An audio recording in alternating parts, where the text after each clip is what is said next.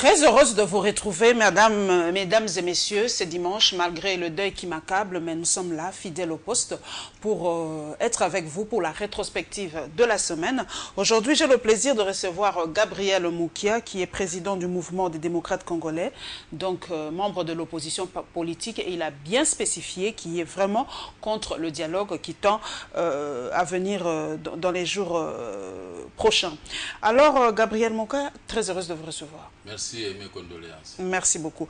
Gabriel Moukia, vous de l'opposition, d'ailleurs, vous l'avez si bien dit que vous êtes contre les dialogues, mais nous allons y entrer en profondeur. D'ailleurs, beaucoup de followers qui me suivent dans les réseaux sociaux vous attendent aujourd'hui parce que j'ai dit que je recevais Gabriel Moukia. Plusieurs questions, en tout cas, m'ont été demandées pour que je vous le pose. Une première, c'est d'abord votre projet de société. Vous qui êtes, je crois que vous allez postuler encore pour la présidence de la République cette fois-ci. Quel est le projet de société du mouvement des démocrates congolais? Qu'est-ce que vous allez proposer au peuple congolais? Mais le peuple congolais, nous allons proposer des choses que les autres COI a proposées, mais qui n'ont jamais réalisées. Comme quoi, par exemple? Comme l'unité nationale que Mobutu conservait. Et aujourd'hui, l'unité nationale est à péril. Explicitez comment l'unité nationale est à péril? Oui, parce que je n'imagine pas, madame, que nous sommes dans un Congo réellement gouverné. Nous sommes dans un Congo où nous sommes dominés par des pays voisins. Alors, dans notre projet de société, si nous sommes au pouvoir, aucun pays voisin viendra entrer ici avec ses enfants, avec des armes à la main. Et nos frontières héritées de la colonisation, nous allons remettre les bornes là où on les avait déplacées. Même les maisons, les immeubles qui abiteraient les activités de l'OFIDA, qui est, nos policiers sont partis détruire au bénéfice des peuples rwandais, sous le dictat du Rwanda. Ce qui s'est passé à la frontière rwando-congolaise. La frontière, la zone neutre. Maintenant, le Rwanda est en train de construire sur la zone neutre. Maintenant, on vient casser notre frontière. Et on est en train maintenant à l'intérieur, c'est à l'intérieur de la RDC qu'on va maintenant mettre la zone neutre. Dans notre projet de société, aucun pays, je dis aucun pays viendra faire des aventures ici chez nous. Ça, c'est le premier élément. Si nous récupérons l'unité nationale, comme avait prôné le maréchal Mobutu, nous allons entrer maintenant à l'économie. L'économie, c'est pour redresser le social. Voilà. La sécurité, l'économie et le social. Les trois vont de pair. S'il y a la paix dans notre pays, et nos frontières sont hermétiquement fermées contre des bandits armés qui viennent piller chez nous, ça va redresser le social de la population parce qu'à ce moment, on va disposer d'un grand budget. Puisque la RDC, qui en son temps produisait 482 000 tonnes de cuivre, mais parvenait quand même à faire de grandes réalisations, bien qu'une partie était financée par la Banque mondiale, dont on critiquait le maréchal Mobutu. Or, la qui générait des intérêts, c'est ça qui avait fait Inga. Mais l'argent de Inga n'entre pas dans les caisses de l'État. On ne sait pas qui touche cet argent pour les courants vendus auprès des pays limitrophes. Voilà, pour nous, tout l'argent de la société congolaise va demeurer dans les caisses de l'État. Voilà ce qui est considéré dans notre projet de société. Et nous allons redresser l'agriculture, qui est priorité de plus. Moi, je suis le produit de l'agriculture. Depuis 2007, non, depuis 97. Mais il y a quand même Yébukanga Lonzo, Gabriel Moukia, l'agriculture est aussi ça c'est l'Afrique du Sud. Les priorités. Moi je parle de l'MDECO. Bokanga Lonzo, là je ne connais pas, ça ce sont des souhaits de l'Afrique du Sud. Parce que l'Afrique du Sud c'est vente, c'est pour eux. Ça c'est rien du tout. Comme les cinquantenaires, je crois. L'hôpital là. Les gens ils disent que c'est pour nous. Donc le gouvernement vient inaugurer des histoires qui ne lui appartiennent pas. Alors, je vais redresser l'agriculture sur toute l'étendue de la République. Vous savez, hier, il y avait la province de l'Équateur, la province orientale, et le nord et le sud Kivu, la province du Bas-Congo et la province de Kansai orientale, vers Sankuru, tout ça, les Batete là. Et nos exportations, c'était basé sur ces 3 ou 4, 5 provinces de la République. Et voilà comment la RDC faisait, les Zaïre à l'époque faisaient la pluie et le beau temps. On ne manquait pas de devises à la Banque centrale. Mobutu ne fabriquait pas les devises, les dollars ici comme aujourd'hui. Vous citez beaucoup Mobutu et pourtant Mobutu est dit par certains comme le fossoyeur de la République. Il a détruit ce pays selon une certaine opinion. Il nous a laissé un mauvais héritage. Mobutu a volé tel que ce qui se passe aujourd'hui. Laurent Désiré Kabila, quand il est entré, il a saisi dans les comptes de Mobutu à Suisse que 8 millions de francs suisses, à peu près 9 millions de dollars. C'est tout. On a demandé, venez récupérer l'argent. Maintenant, Laurent Désiré Kabila s'est gêné. On a dit, faites des procès. Ils n'ont pas vu l'argent que Mobutu avait volé. Et cet argent, il a dit qu'on va donner aux affaires de Mobutu. Parce que Laurent Désiré, ça ne l'intéresse pas. Mais tout ce qu'ils disaient quand ils avaient pris Goma, ça ne se voit pas. Mais Mobutu a laissé des espaces verts dans notre pays. Il a laissé les maisons de la Banque centrale. Il a laissé les maisons de la présidence de la République. Mais aujourd'hui, quand vous voyez un petit terrain, on va construire. Vous voyez ceci, un terrain de football, on construit. Donc, ceux qui sont venus après Mobutu, ils sont venus vendre et piller les biens de l'État. Nous allons continuer. Voilà, je termine ici les projets de société. Et la Banque centrale du Congo ne va pas marquer des devises. Parce qu'aujourd'hui, nous vivons que c'est pas des planches à billets, planches à billets, planches à billets. Ce sont les planches à billets qu'il faut construire toutes les maisons que vous voyez ici avec l'argent de la Gécamine. Mobutu n'avait pas morcelé la Gécamine. Et c'est la Zambie qui attire profit.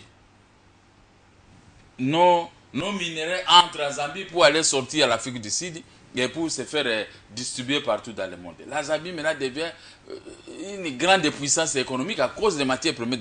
Mais moi, c'est pas seulement la Zambie. Hein, en fait. Je vais mettre fin à... Ce n'est qu'un exemple. Hein. Je vais mettre fin à ça dans notre projet de société.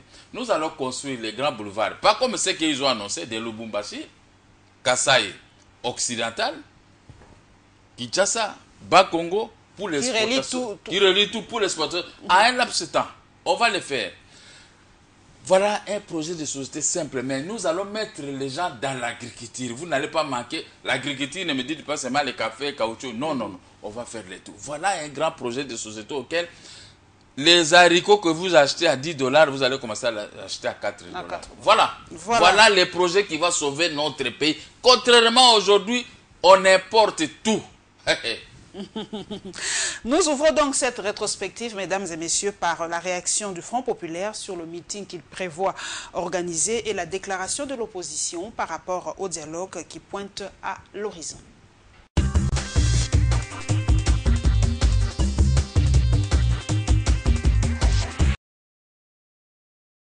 Notre meeting devait se baser essentiellement sur l'opportunité de la tenue du dialogue comme soutient le président Tshisekedi, c'est-à-dire sous la médiation internationale.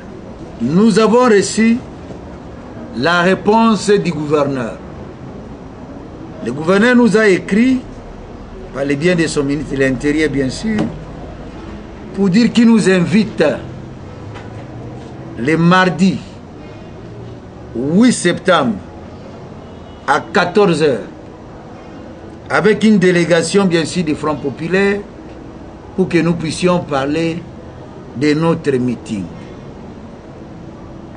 En tant qu'une opposition responsable, nous avons dit nous serons à ce rendez-vous, raison pour laquelle nous avons répondu au gouverneur.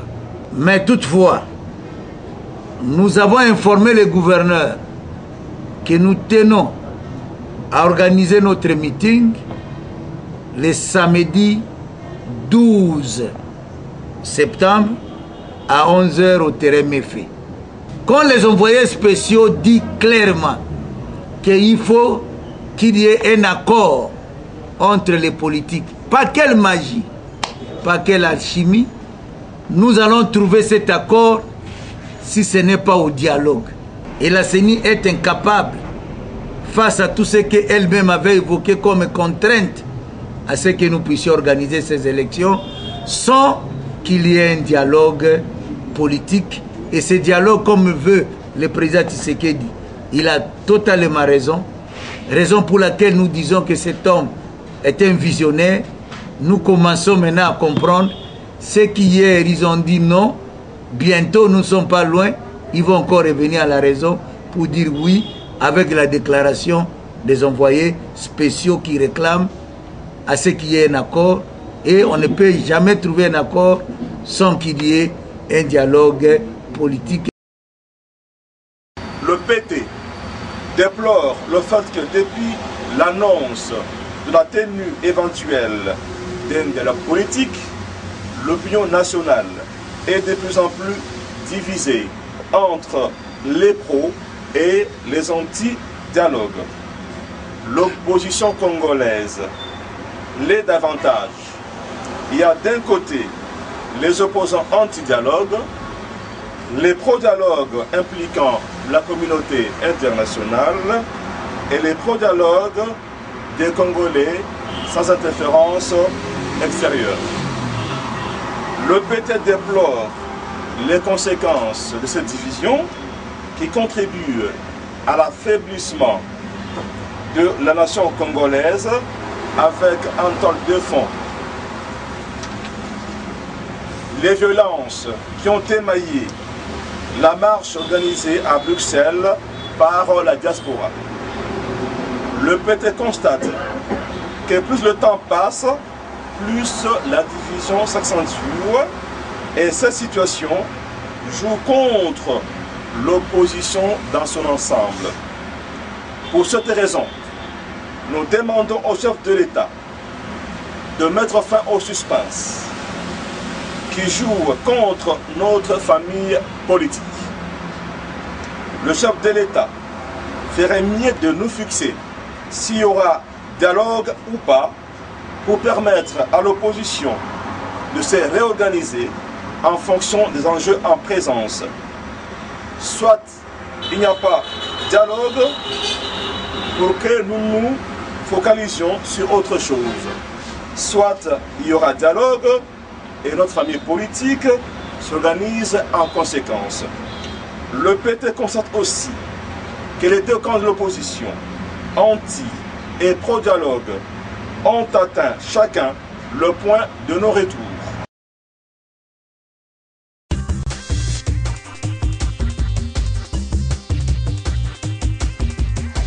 Gabriel Moukia, vous avez suivi vos collègues politiciens, si je peux me permettre l'expression. Steve Mbika, lui, a dit carrément que cette division entre les anti-dialogues et les pro-dialogues est en train de fragiliser l'opposition. Et selon vous, qui en sort gagnant dans cette division de l'opposition aujourd'hui? On est en train de vous diviser, vous ne vous rendez même pas compte qu'on est en train de miner l'opposition et vous sortez perdant presque de cette situation. On ne divise pas. Qui va diviser l'opposition? Il n'y a pas les anti et les pros et tout ça, non? Mais vous êtes déjà anti-dialogue, vous l'avez si bien dit, vous êtes anti-dialogue. Moi, je suis dans la vraie opposition. Et tous sont des gens du pouvoir à place. Est-ce que vous avez des preuves? C'est quand même très fort ce que vous dites. Ils sont de l'opposition, Steve Mbika est du PT de l'opposition. Ça, c'était des anciens amis de l'opposition. Ils sont maintenant dans la majorité présidentielle. Puisque nulle part, quand vous parcourez la Constitution, vous n'allez pas trouver là où on dit que la Constitution demande qu'avant les élections, il faut un dialogue. Dans quel article de la Constitution? Comme ça, à ce moment, moi aussi, je vais rentrer là-bas pour dire, bon, je veux le dialogue. N'est-ce pas? La Constitution nous ramène dans son article 220. On vous confie un mandat, vous faites ton mandat une fois et renouvelable une fois. Vous vous arrêtez là, vous partez, vous pliez bagage. Que vous travaillez bien ou pas, vous ne pouvez plus y revenir pour faire les... Vous allez dialoguer avec qui? Mais maintenant, tous ils sont en train d'accompagner le pouvoir à place dans sa distraction contre le peuple congolais. Voilà. J'avais beaucoup d'estime certains amis de l'opposition, des anciens opposants.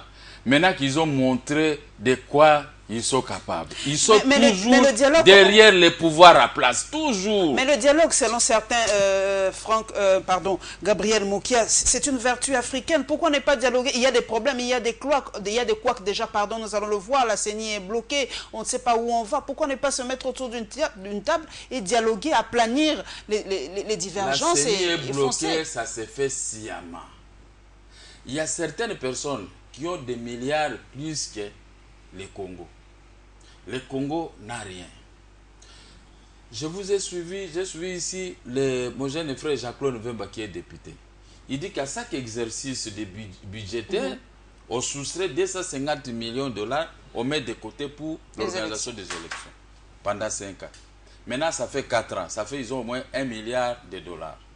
Avec le budget ici qu'on va préparer, on peut atteindre 1 milliard 200 millions de dollars, n'est-ce pas? Maintenant, ces anciens opposants, ils sont en train d'embrouiller l'opposition au profit. Même tu sais que d'ici vous dites, même tu sais que ils sont en train d'embrouiller. Parce que tu sais que dire pour madame, le dialogue. moi je suis véritablement un opposant, je défends, je milite pour notre peuple.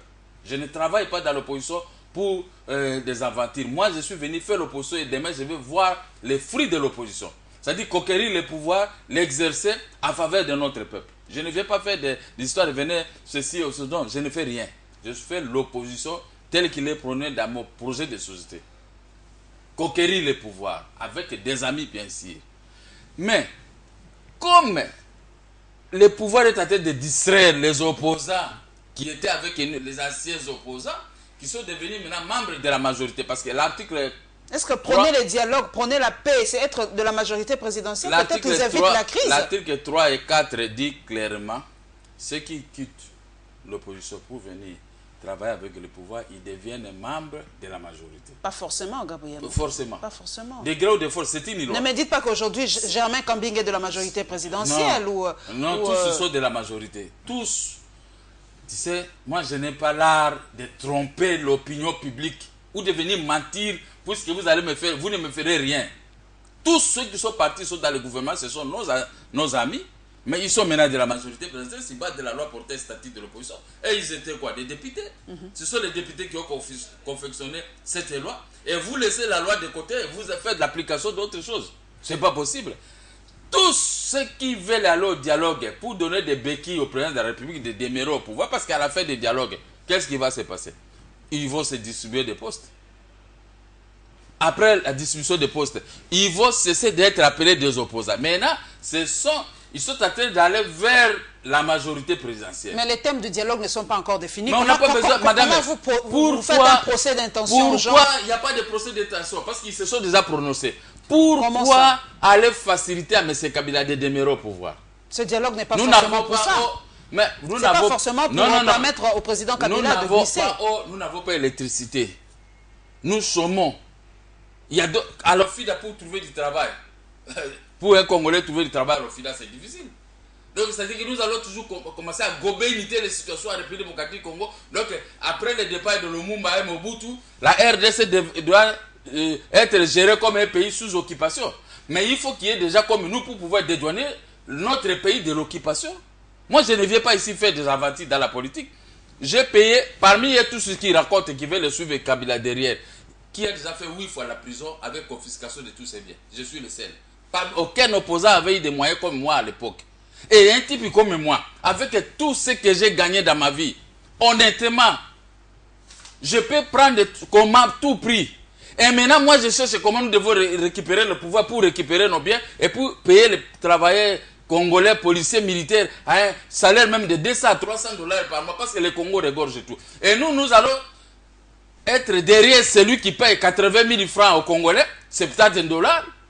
Nous allons être derrière lui pour ce dialogue parce que nous voulons s'accrocher à certains postes de responsabilité. Ça, c'est quelle bassesse, c'est ça? Dis-moi, quelqu'un qui a pris le pouvoir auprès du détenteur du souverain primaire que nous appelons peuple, on lui a donné un mandat, 5 ans. Montrez-nous de quoi tu es capable dans ton projet de société, comme vous avez fait l'ouverture de avec vos questions ici sur les projets de société. Mais maintenant, moi, je vais là-bas, je n'arrive pas à gérer bien le Congo. Les routes, il n'y en a pas.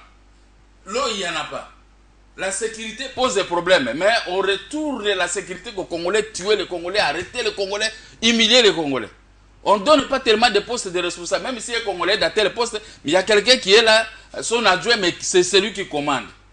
Et vous allez derrière eux pour que le Congo demeure comme un pays sous occupation. Je dis non, il n'y a pas des opposants. Nous sommes divisés, nous ne sommes pas divisés. Et ils sont rentrés dans leur mère patrie, c'est-à-dire que dans le pouvoir à place d'où ils sont tirés. Nous sommes restés dans l'opposition, dans la vraie opposition. Mon jeune frère Risanga, il dit que Kimbuta lui a refusé quoi? Hein? Il a refusé l'autorisation pour le meeting. Non, D'après moi, je vais lui dire, dès que je termine l'émission, je vais l'appeler pour lui dire. D'après moi, ce sont des scénarios. Les pouvoirs à place misontent aux gens qui ne veulent pas de dialogue comme nous, parce que nous allons faire le meeting le 15 septembre. Le 15 septembre. Ok. Maintenant, ils ont appelé Lissanga. C'est ce que moi je suis imaginer. Toi aussi, tu introduis ton meeting, je ne sais pas quel jour. Il avait dit d'abord le 30. Après, c'est le 12. Le 12 septembre. Introduit, nous allons refuser votre meeting. Comme ils ont écrit, nous allons dire, non, comme nous avons refusé au Front Populaire, on vous refuse. Ça, ce sont des scénarios. Et il y a des gens qui touchent de l'argent avec ces genres de scénarios. Je dis à mon frère Kimbuta, Mbuta, vous êtes Mouanakini, hein? Le vrai Mouanakini, je vous connais depuis que vous étiez président de V-Club.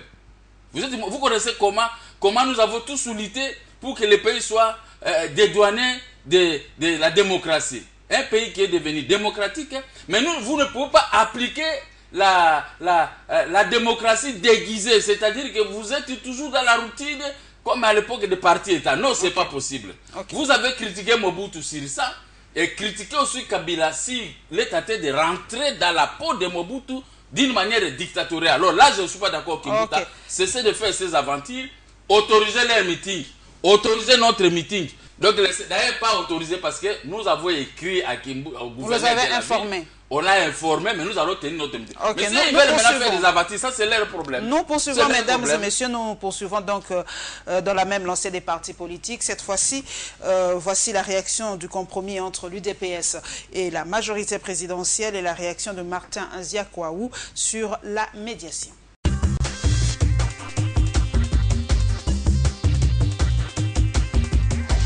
Beaucoup plus l'objet du dialogue. L'homme passe par un jeu de mots pour répondre à cette question apparemment sensible. Est-il vrai qu'un compromis est trouvé au sujet de la médiation internationale? L'optimisme de maître Peter Kazadi, accompagné des faits et gestes, en dit plus. Dès lors que nous avons demandé de dialoguer, nous sommes en train exactement de dialoguer par des contacts préliminaires.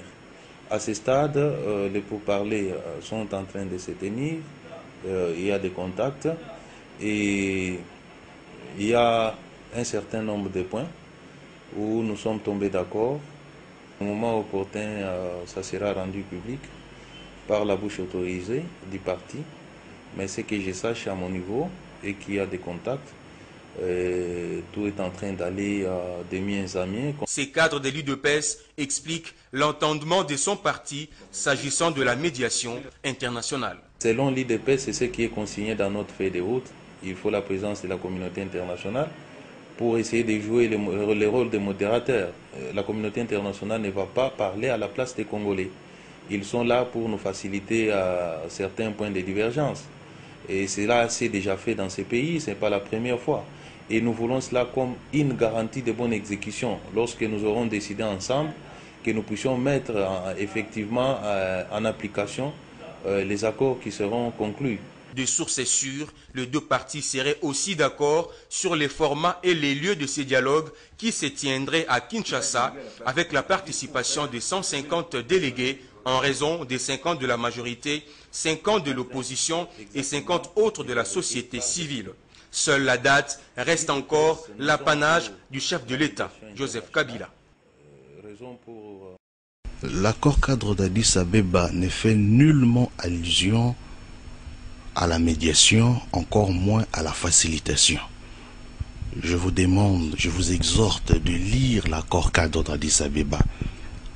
Je supplie les téléspectateurs de télécharger l'accord cadre d'Addis Abeba qui est disponible sur le net et vous pourriez vous apercevoir que nulle part on parle de la médiation, encore moins de la facilitation.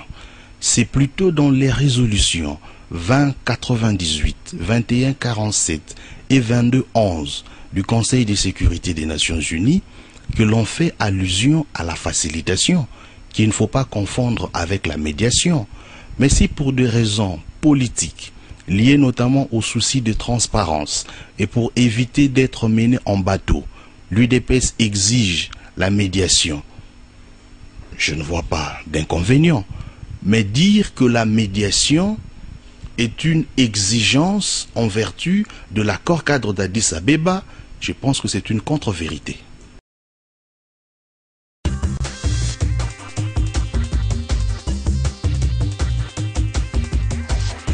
Gabriel Mokia, ne mâchons pas les mots. Vous êtes vraiment contre le dialogue, mais vous avez suivi l'UDPS et la majorité présidentielle ont des contacts. Ce n'est plus à cacher. Dites-nous, vous qui parlez aussi franchement, est-ce que Tshisekedi aujourd'hui a trahi le peuple congolais? Nous voulons le savoir. Oui, il milite pour la paix. Il ne veut pas que le sang coule en RDC. Je commence là où vous êtes arrêté. Il milite pour que le sang ne puisse pas couler. Le sang doit couler pourquoi? La Constitution, il y a l'article des Savettes. C'est que c'était un plan déjà conçu, que si je ne reste pas au pouvoir, je vais tuer les Congolais, comme d'habitude. Moi, ça, tu sais, cela me dépasse, madame. Je n'arrive pas à comprendre. Les intellectuels que nous sommes, est-ce qu'on peut raisonner comme ça? Ça, c'est la bassesse. Tout ça, tout ce qui parle là, je dis seulement, c'est la bassesse. Ça, et puis, si j'utilise un autre mot, c'est l'escroquerie politique. Comment on veut troubler l'ordre établi en Afrique du Sud? C'est bas de négociations de Sun City. Il y a eu la constitution de la transition. Après, cette constitution a été atterrée. Il y a maintenant la constitution du 18 février 2006. Mais alors, si c'est... Mais si le peuple n'en veut plus, on trouve que la Constitution n'est pas la Bible. Quel peuple? On peut modifier certains alors, donc, il faut aller aussi aux États-Unis modifier la Constitution parce que ce n'est pas une Bible. On les modifie. Aux États-Unis, on les modifie. On modifie, mais pas les questions de mandat présidentiel. Ici, vous avez un bénéfice de 5 ans. Là, ils ont bénéfice. Là, ils ont que 4 ans. Est-ce qu'on a déjà modifié? Parce que Obama a dit que si cela a été faisable, moi, je vais atteindre 8 ans, c'est-à-dire 2 mandats, mais je ne peux pas modifier la Constitution. Voilà les chefs d'État honnêtes.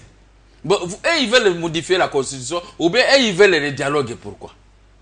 Mais pourquoi vous leur prêtez des intentions? Personne n'a dit, le chef de l'État lui-même n'a jamais dit qu'il va modifier la... Oui, mais il convoque les gens, quand les gens refusent... pour un 3e mandat, le chef de l'État lui-même ne l'a jamais dit ouvertement. Mais le chef de l'État, il est trop malin, il ne peut pas dire, mais il envoie les gens pour dire. Tout ce qu'il raconte, vous croyez qu'ils sont dans la famille. Si vous avez des enfants, toute personne qui a dans votre passé, les gens qui un tel peut entrer, les autres fois on les injure, c'est que c'est toi-même qui es l'auteur. Pas forcément. Non, oui. Pas forcément. Parce que vos enfants ne peuvent pas avoir cette idée de commencer à injurer. Ce ne sont pas les enfants de Kabila, ce sont des collaborateurs de Kabila. Non, mais, il y a nuance. Mais qui est l'autorité morale? Dans votre maison, si les gens se mettent là-bas à train de tirer les armes, c'est toi le responsable. Comment vous allez autoriser aux gens de venir tirer dans votre maison? Parce que vous savez que la police va toujours venir intervenir ou l'armée. C'est vous-même.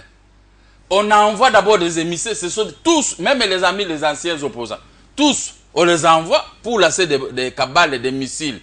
S'il n'y a pas de réaction des peuples ou des autres opposants, alors à ce moment-là, Kabila va atterrir par la grande porte. Oh non, c'est le peuple. Quel peuple on doit utiliser? Écoutez, on doit avoir cette critique de respecter les lois de la République. Nous, quand on nous arrête, on dit attendez que c'est 5 mois ou 10 mois de condamnation. Mais nous respectons. On respecte ces attendus qui sont prononcés par les êtres humains. Je reste en prison. Moi, j'ai fait 42 mois en prison. À cause des attendus qu'il y a à l'Okuta.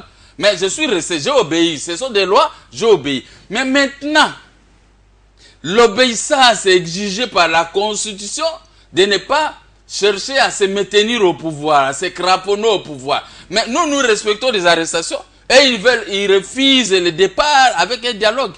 Mais quand on m'avait arrêté, pourquoi on n'avait pas amené les gens pour dialoguer? Devait dire, bon, on doit dialoguer. Moi qui a tapé quelqu'un, c'est nous qui l'avons envoyé. Maintenant, dialoguons. Moi, j'allais poser la question, vous l'avez envoyé pour m'injurer, pourquoi? On explique pour trouver une solution. Mais on m'a laissé à tomber ouvert jusqu'à ce que je suis parti atterrir en prison. Mais maintenant, nous sommes dans la période où Kabila est partant, il est sortant. Il n'a même pas à discuter avec lui. Qu'est-ce qu'on va discuter avec un président de la République qui est fatigué? Est-ce que le dialogue ne va tourner qu'autour de ça? Mais autour de quoi? Il y a d'autres sujets, il y a d'autres articles de la Constitution peut-être qu'on peut revoir, comme la double nationalité, on peut revoir. Non, on n'en a pas besoin. Et tous ces gens qui nous gouvernent, moi je ne peux pas parler des problèmes de la nationalité avec eux. Parce que je connais qui est qui. Il faut les laisser à cet état. Quand nous allons prendre le pouvoir, et même ils vont fuir d'eux-mêmes. Des gens qui disposent abusivement de la nationalité congolaise. Ces gens-là, prenez l'exemple des 2 août. 2 août 1998. 98. N'est-ce pas? Tous les Rwandais, tous les étrangers avaient fui. Quand les chefs de file de ces Rwandais avaient pris fuite, traversé, Tous ils sont partis. Laurent Désiré Kabila est venu un matin, il a commencé à... Je croyais que mes frères là, c'était des frères congolais. Pour que maintenant, aujourd'hui, ils se sont montrés qu'ils sont des étrangers, ils ont fui. C'est lui qui était venu avec. Laissez le fruit mûr, ça va tomber devant l'ouragan. De l'histoire. De l'histoire. Donc moi, le problème de nationalité, moi je ne me mêle pas là. Parce que je connais qui est congolais, qui n'est pas congolais. Par rapport à la médiation étrangère, je connais. Gabriel Moukei, l'UDPS se base, veut qu'il y ait une médiation étrangère pour éviter des frictions, mais notre internationaliste maison, Martin Zakaron, dit que la médiation ne se retrouve pas dans l'accord cadre. On est en train de tromper le peuple, en fait. L'accord cadre ne stipule pas forcément qu'il y ait médiation étrangère pour ces dialogues. L'accord cadre a été signé quand moi j'étais en prison en 2013, hein, je crois. Ouais. 2013. Demander à ce type-là, de 2013 jusqu'à 2015, pourquoi on n'avait pas organisé le dialogue entre les Congolais. Mais pourquoi on a attendu seulement le départ de Kabila pour que lui puisse... Ça, c'est de l'escroquerie. Par rapport à la médiation, vous voulez une médiation étrangère pour... Moi, auparavant... Non, en fait, vous ne voulez même pas de dialogue. Non, auparavant, j'avais dit ceci. J'aime dire les vérités. J'avais dit, nous, s'il y a le dialogue, on doit avoir le dialogue avec l'Amérique, avec l'ONU, le Rwanda, l'Ouganda, Burundi, pour poser des questions. Vous êtes des signataires de l'accord cadre. Dans l'accord cadre... D'ailleurs, le Rwanda menace de quitter cet accord cadre de toute façon. Oui, parce que le Rwanda a trouvé bon de continuer à piller comme il est tenté de piller à RDC et à déborder dans ses frontières. Je dis, on peut parler avec eux dans un petit dialogue informant de quelques semaines pour poser seulement des questions. Vous êtes des signataires de l'accord cadre. Et pourquoi vous venez? Il est strictement interdit qu'un pays signataire puisse venir agresser l'autre. Mais les Rwandais nous agressent du matin au soir avec le Burundi et Ouganda.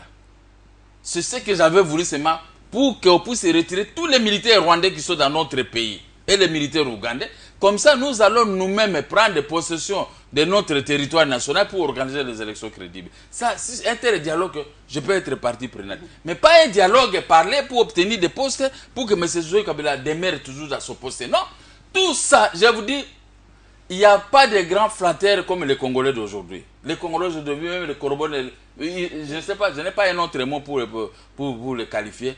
Vraiment, les corbeaux et les renards, voilà les Congolais d'aujourd'hui. Ils sont là qu'à la recherche de beefsteak. Après, quand ils meurent, tu laisses cet argent à la portée du vent. Ce n'est pas possible. Le problème est que c'est notre pays. Nous ne contrôlons pas à 100% notre Congo. Celui-là, M. Kabila a commencé depuis 2001. Lui-même, le vieux Tshisekedi, il devait être vice-président de la République. Mais on l'a cassé par le groupe Kabila pour le remplacer par mon grand frère Zahir Ngoma. Ce sont les hommes armés, même, ils se sont attribués des postes de responsabilité jusqu'à aujourd'hui. Quand on vous met, vous, les civils, qui n'avaient pas pris les armes et qui n'avaient pas tué, en tout cas, vous ferez que 6 mois, 7 mois, on vous balasse, vous êtes partis. Mais même eux, beaucoup d'entre eux, ils sont partis dans tel gouvernement. Dans les gouvernements, est-ce qu'ils sont maintenant des chômeurs comme nous? Alors, c'est pourquoi je termine là en disant, tous se trompent. Ils veulent sauver les navires en naufrage, les navires MPP perdait, tout ça, autorité morale. Okay. Pour nous, laisser l'autorité morale qui a lamentablement échoué, partir sur base de l'article 220 de la Constitution. Calmement. On va mettre quelqu'un d'autre, s'il ne fait pas bien, c'est le peuple qui va le faire. Mais quand vous commencez à lui donner des béquilles, l'accord, béquilles, et ceci, béquilles, maintenant lui, il est un homme blessé, n'a plus de limite pour agir. Hein. Maintenant, il va dire, bon, comme je les ai dit, dit, monsieur, je vous donne le poste de Premier ministre et ceci, tout ça, vous prenez. Mais nous sommes dans l'opposition avec la pauvreté. Ne suivez pas les autres là et tout ça. Maintenant, vous prenez les postes, mais lui, il va demeurer. Il reste le même président. Vous glissez maintenant calmement. John Lungila l'a dit, le format de ce dialogue semble se préciser. Il y aura 150 délégués, 50 de la majorité, 50 de l'opposition et 50 de la société civile. Nous poursuivons donc, nous nous rendons à l'Assemblée nationale où le chairman de cette institution a assisté à la 4e conférence des présidents des parlements. Ça s'est tenu aux États-Unis d'Amérique et nous terminons par une activité de la CENI.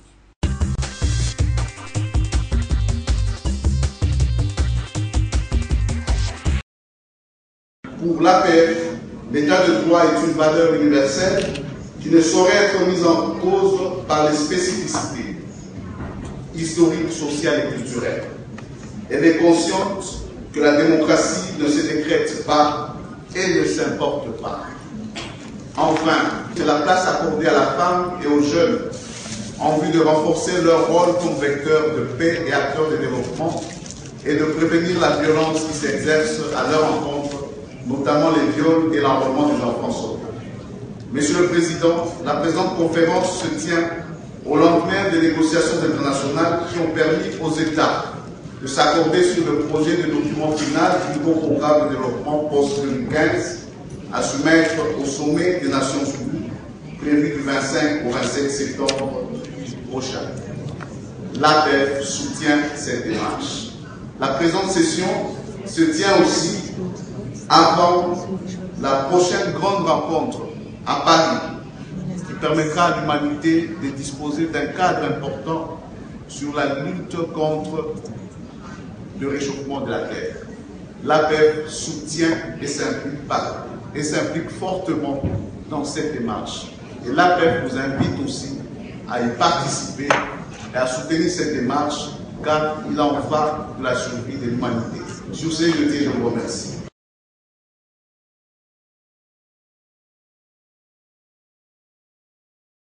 Réunis dans la grande salle de la mairie de la ville cuprifère de Lubumbashi, les différentes personnalités des provinces du Haut-Katanga, Olomami et Lualaba ont assisté à cette cérémonie. Il s'agit du lancement officiel de l'opération d'accréditation des observateurs électoraux long terme. Dans son speech, le vice-président de la CENI a circonscrit le contexte de cette opération qui consiste à observer ce qui est prescrit par la loi et ce que la CENI a promis de réaliser pendant le processus électoral en cours. En croire André Mpungwe Songo, cette opération va assurer à coup sûr la plus grande transparence du processus électoral. L'observation électorale est donc un moyen efficace pour débarrasser des esprits l'idée des trucages et des falsifications pendant le déroulement des scrutins. Pour assurer la bonne organisation des élections, le vice-président de la CENI a formulé quelques recommandations aux observateurs électoraux long terme présents à cette rencontre. L'observateur est tenu de respecter les lois et règlements de la République, ainsi que les dispositions arrêtées par la Commission électorale nationale indépendante pour la bonne organisation du scrutin. Toute émission, directe ou indirecte, dans le déroulement des opérations électorales lui est strictement interdite. La carte d'accréditation qui lui sera remise tantôt est un signe qui le distinguera de la masse. Il devra la porter de façon visible et l'exhiber à toute réquisition de l'autorité compétente.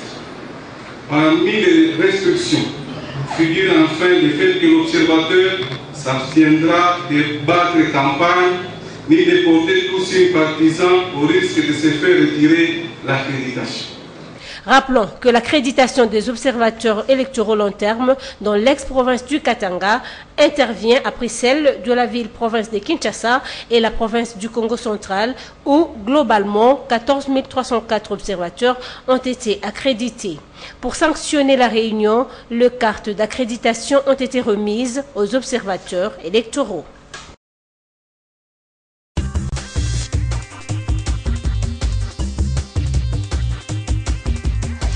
Gabriel Moukia, la CENI est en train de se déployer maintenant. On a vraiment donc l'impression que les élections auront bel et bien lieu d'ici là. Mais la CENI fait bien son travail. Non, moi, ce qui m'étonne et ce qui me fait peur, André Pung avait vécu aux causes bien, il est du PPRD.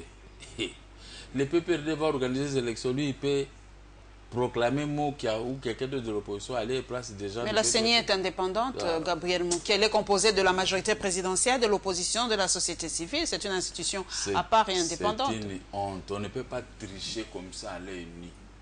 Même tous ces opposants-là, même les anciens opposants. Moi, je dis, tous nos amis qui étaient avec nous dans l'opposition, je les regarde. On ne peut pas encore les chasser de l'opposition comme ça, nous les observons. Ils ont des têtes, ce sont des universitaires, des jeunes gens qui ont fait de bonnes études. Mais avec quel raisonnement? Comment vous savez qu'on est en train de triquer des choses dans notre pays? Et maintenant on a bloqué l'argent de la RDC. Lui, Pungu, là, il réclame l'argent. Il ne sait pas que cet argent-là... Bon, de toute façon, on a trouvé une autre formule. Hein. Pour moi, nous allons déposer une plainte bientôt auprès du procureur, près de la Cour constitutionnelle. Par rapport à quoi? Par rapport au budget réalisé dans notre pays. On prenait une partie d'argent pour garder. Et où est cet argent? Et si le Premier ministre... Le Premier ministre a déjà dit, on n'a pas suffisamment d'argent. C'est d'abord pour l'élection des gouverneurs. Ça, c'était l'appel de la Cour constitutionnelle. Maintenant, le procureur doit être saisi pour prendre tous les budgets et regarder cette rubrique et additionner. Maintenant, poser la question, où c'est tout cet argent? Si le Premier ministre a utilisé cet argent, c'est la haute trahison.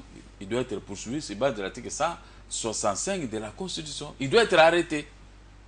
S'il y a tel ministre impliqué dans le détournement de l'argent des élections, c'est peut-être affecté à autre chose. Hein? C'est l'argent de l'État. C'est affecté peut-être à d'autres priorités, comme construire les routes. Vous voulez aller inscrire, il reste 5 jours pour la rentrée scolaire. Vous avez 1000 $ pour aller inscrire votre enfant. Autre chose, c'est que vous bouffez cet argent et cet enfant ne doit pas étudier, être scolarisé. Est-ce que même maman, vous serez contente de ça? L'argent des élections doit rester de côté. Quelles que soient les... D'abord, quelles les difficultés que nous avons? Il y a peut-être l'effort de guerre, il faut comprendre aussi. Il y a des attaques à l'Est et partout, on déploie l'argent pour tout cela, pour garantir les l'unité de la nation. Il y a les budgets de la défense nationale. On peut faire seulement l'augmentation des budgets de la défense nationale, mais on ne peut pas faire des improvisations. Tout ce qu'ils ont fait, si vous additionnez la construction de l'immeuble, si c'est quoi, des boulevards de 30 juin. L'immeuble intelligent. La construction des routes, boulevards et limiter jusqu'à l'aéroport. Et quoi encore? L'achat de locomotives à Lubumbashi, à la CNC. Bon. L'achat de l'Airbus A320. L'achat de Airbus. Les routes à l'intérieur du pays. Il y a beaucoup d'argent. Si vous additionnez ça, ça ne va même pas atteindre 400, même 350 millions de $. Si vous additionnez, vous croyez qu'un pays peut fonctionner pendant 12 mois avec 350 millions de $? Ça, c'était des budgets de maréchal Mobutu, mais qui construisaient Inga, qui construisaient Sozakom. Des grandes réalisations avec un petit budget. Des éléphants blancs qui ne nous ont pas apporté grand-chose. Non, ça a apporté. Si vous n'êtes pas dans le secret du diable, mais il y a des gens qui profitent avec les constructions de maréchal Mobutu, mais vous, avec nous, toujours il n'y a pas l'argent. Toujours il n'y a pas. Mais il y a des gens qui profitent avec cet argent. Mais comme on n'a pas une justice réellement qui peut poursuivre ceux qui les nomment, ça devient peut-être compliqué. Alors, par rapport à la CENI, moi je ne crois pas à Pungu. Pungu obéit à ce que dit les PPRD, un peu d'où il est tiré. Même les opposants, est-ce que nous tous, nous ne pouvons pas voir qu'on est en train de nous rouler? Un membre de la majorité présidentielle qui va organiser les élections. Là, au sein de la CENI, Gabriel Moké n'est plus de la majorité, il est président de la CENI. Il est de la majorité. Même nos amis de l'opposition qui sont partis là-bas, qui touchent 18 000 $ par mois, ils sont tous devenus de la majorité. Il y a un moment ici qu'on avait fait une émission, on a demandé à ce que tous les représentants de l'opposition qui siègent à la CENI depuis ce parti, est-ce qu'ils avaient accepté? Ils n'avaient pas accepté. Il y a qu'un qui avait dit, bon, moi j'ai déposé tout ça. Après 4 jours, on les voit encore siéger à la CENI. Donc, là où il y a l'argent, les Congolais ne résistent pas comme nous. Voilà les vrais opposants. Si nous avons la gestion du pays, l'argent de la RDC sera... Si je quitte le pouvoir, nous allons faire l'inventaire. On va commencer par là. La remise de pouvoir. Ici, ma gestion de 10 ans, je laisse 100 et quelques milliards de dollars dans les caisses de l'État. Signez-moi ici, on signe. Mais ici, quand vous partez, quand ces choses vous disent ça, ils quittent les fonctions, les caisses sont toujours vides. On recommence avec les recettes réalisées auprès de la population congolaise. Oh non, il n'y a pas l'argent. Il n'y a pas l'argent. Quand est-ce qu'il y aura l'argent dans notre pays? Comment vous expliquez qu'il n'y ait pas d'argent pour organiser les élections des gouverneurs, par exemple? Comment vous expliquez ça? Écoutez, madame, on peut tromper la population congolaise, mais pas tout le monde. Moi, je suis là, je représente la population. Dans l'opposition, je connais quoi et quoi.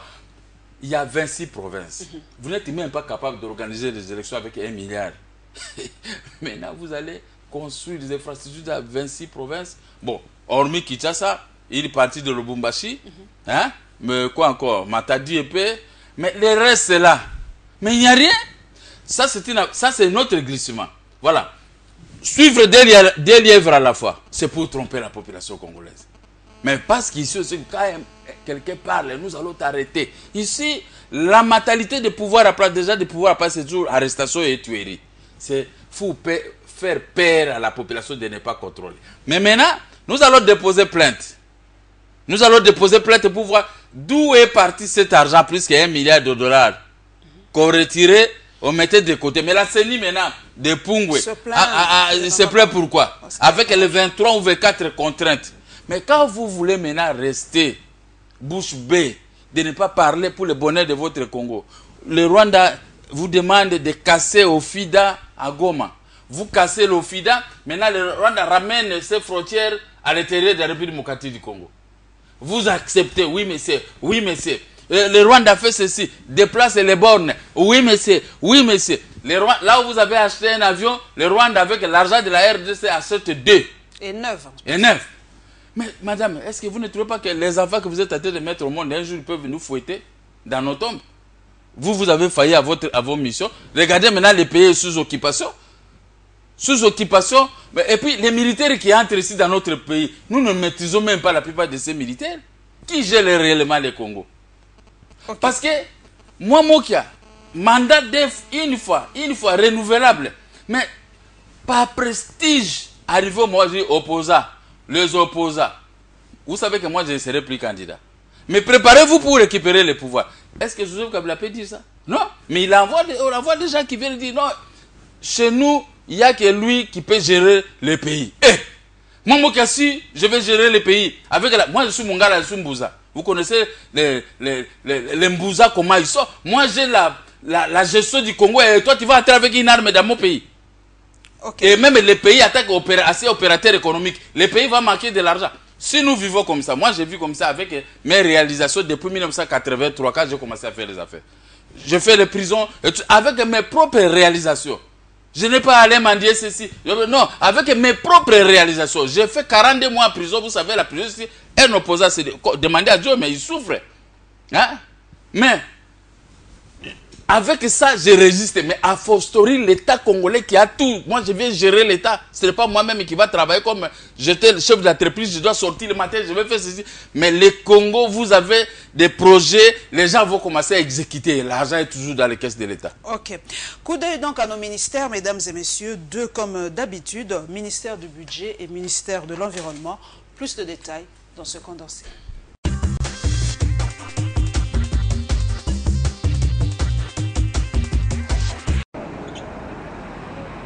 Loin de son bureau climatisé du ministère du Budget, Ernestine Nyoka est allée à la rencontre de la base, celle-là même qui constitue l'une des catégories vulnérables au sein de la société congolaise, les personnes vivant avec handicap. La vice-ministre du Budget a tenu à partager avec eux un repas, une façon pour elle de les remercier pour la marque d'attention que leur structure a eu à manifester lors de sa nomination. En mer et à la veille de la rentrée scolaire, Ernestine Nyoka avait les mains bien garnies. Sa participation aux préparatifs pour la scolarisation des enfants de ces personnes. Lorsque la rentrée scolaire approche, il est vrai que nous avons nos enfants, nous nous occupons de nos enfants, mais au-delà de nos enfants, il est vrai que vous ne pouvez pas vous occuper de toute la République, mais nous choisissons toujours une frange de personnes, et souvent nous disons on s'occupe de nos bases. J'ai réfléchi en me disant que l'handicap ne soit pas un handicap pour les progénitures. Parce que cette progéniture, la jeunesse, c'est elle qui va prendre la relève de demain. Mais il faudra leur donner aussi un atout, certaines possibilités pour que cette jeunesse de demain aussi puisse être comme tous les autres enfants, puisque ce ne sont pas des enfants qui sont nés avec un handicap. La condition de leurs parents, qu'elle ne puisse pas être un obstacle pour leur évolution, pour leur développement, pour demain pouvoir, pour que eux aussi demain puissent pouvoir gérer les Congo, parce que certainement il y aura des hommes politiques importants aussi parmi leurs enfants. Une marque de considération saluée par cet échantillon des PVH regroupé au sein du programme d'assistance des personnes vivant avec handicap. Vraiment réaction absolue à l'IA Isengo, donc du matin les Kabeko ça maman tiki musani surtout il y a budget à tiki yango pona quelques minutes tu aillé ko zana biso petit biso sengo makatun dimagite parce que yem ta programme ngo ka kutana biso biso tubane ko tanda na ngote vraiment petit biso sengo mingi biso na ba famille na biso nyonso tuzana sengo mingi nenge mama ay ko rendre biso visite pe gesto a sali a faveur na biso pona préparer la rentrée scolaire ya ba famille na biso respectif. Avocate de profession, Ernestine Nyoka, défenseur de première heure des droits de la femme, réitère ainsi sa détermination et son engagement à en faire autant pour les personnes vivant avec handicap. L'objectif final, les faire bénéficier de droits leur reconnus dans la Constitution.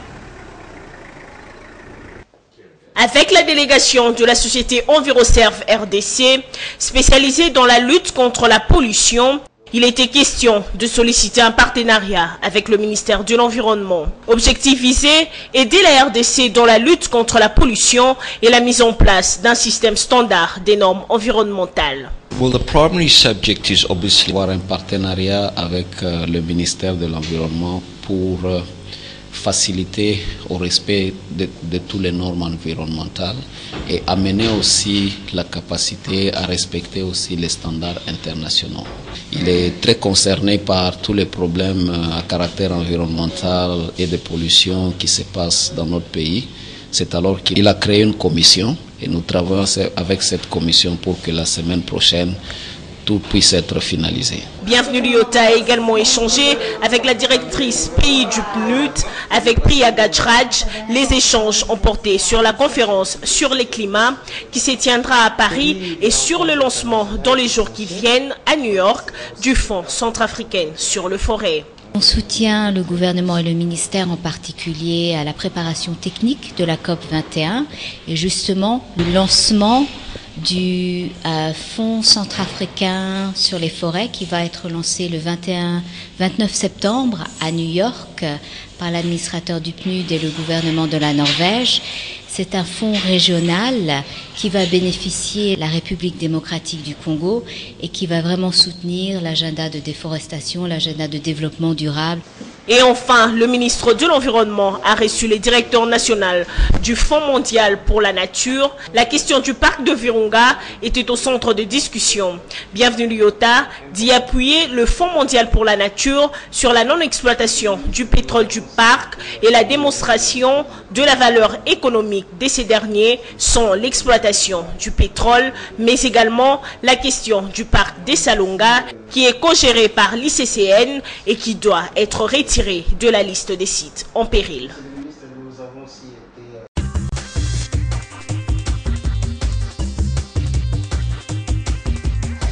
Votre réaction à chaud, Gabriel Mokia, par rapport aux activités de nos ministres? Ils sont sur les terrains, ils sont là en train de se battre pour faire sortir la RDC de son long sommeil.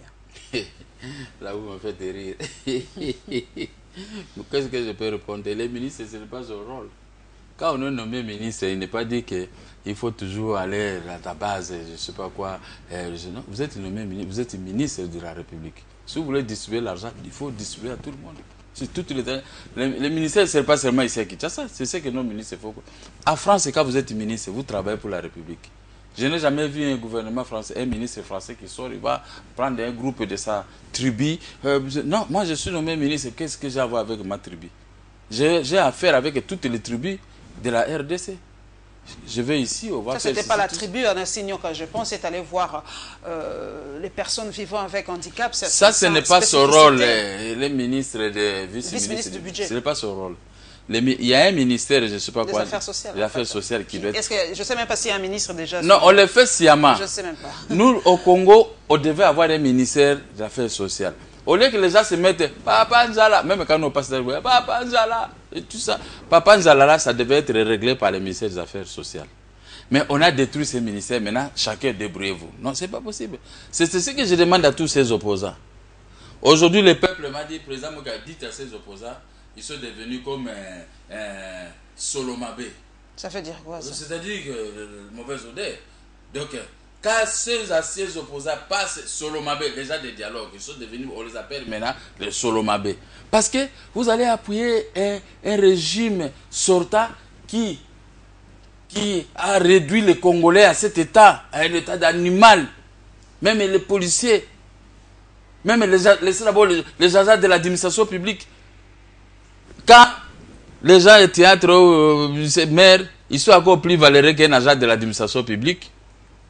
Même un agent du ministère de l'Intérieur. Même un directeur, quand ils meurent, ils sont enterrés comme ça, comme des rats. Mais des jeunes gens qui chantent, oh, ceci, c'est ceux-là qu'on prenne à une grande valeur. Or que sans l'administration dans un pays, nous sommes morts. C'est l'administration qui donne tout l'argent au gouvernement de bien fonctionner. Maintenant, les ministres doivent cesser ce système et des directeurs, quand vous nommez, vous prenez votre tribu, vous prenez vos amis, ne nous montrez pas cette division. Par rapport au parc de Virunga, nous avons suivi le ministre Bienvenu Liota qui ne veut pas que le pétrole soit exploité, qu'on tire la richesse du parc par rapport à autre chose. Parce que, comme vous le savez, il y a du pétrole dans le parc de Virunga et ça attire beaucoup de choses. Il est en retard. Tout est déjà vendu d'avance. Ah bon? C'est vendu à qui, le parc de Virunga? Au Congo, nous avons encore cette valeur-là de conserver nos biens. Nos biens sont devenus des biens publics dans le monde. Mais les Congolais eux-mêmes n'en tirent pas profit. Pour preuve, les 70 000 francs qu'on paye aux Congolais. Ça montre la mauvaise gestion et la haine contre les Congolais. Quand le Mokia sera dans les affaires, vous voyez votre propre frère Mokia. Quand vous criez, il écoute, c'est quoi ça? Dit, ministre tel, va voir cette affaire, régler tout ça. Mais ici, qui peut régler? C'est ce qu'il est en train de faire. Quand moi, le cadre macroéconomique est sécurisé aujourd'hui. Oh, quel cadre macroéconomique? Les dollars, c'est à 1500. Quand vous allez acheter quelque chose, on vous dit 1500. Mais officiellement, on vous dit les dollars, c'est 900. Faux. Il n'y a pas de cadre. Mais, voilà maintenant, le dollar est à 900 francs, Gabriel. Non. Mais c'est à 9 va acheter chez les Libanais. Bon, les Libanais n'existent plus ici au Congo. Les Hindous, Pakistanais, les Chinois. Et ils calculent les dollars à 150. Pas à 900 comme vous dites ici. Regardez bien. Quand vous allez acheter des, affaires, des choses... Ça, je vais vraiment vérifier. Il faut vérifier. Mais maintenant, quand vous regardez des choses comme ça se passe, des ministres congolais, est-ce qu'ils ont encore cet honneur-là, ce prestige-là? Nous étions tous avec ici les bas de l'école. Et c'est comme ça qu'on nous a appris dans les écoles. Quand vous êtes ministre, vous ne foutez rien. Matata Pogno, il a parlé, nous avons 9, la croissance à 9,6. Maintenant, bon, partout, il était parti dernièrement en Allemagne. Il a vanté des mérites du peuple congolais. Il y a l'argent, il y a ceci. Les fameux Pungo et le Talamé, donnez-moi 1 milliard et quelques. 1 milliard seulement. Les grands Congo qui regorgent tout. Rien que le pétrole de Mwanda, ça peut faire fonctionner le budget du pays.